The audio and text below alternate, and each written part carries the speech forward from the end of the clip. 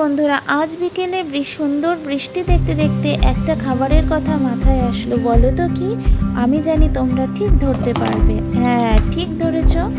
আমার আজকে পেঁয়াজি খেতে মন চাইছে।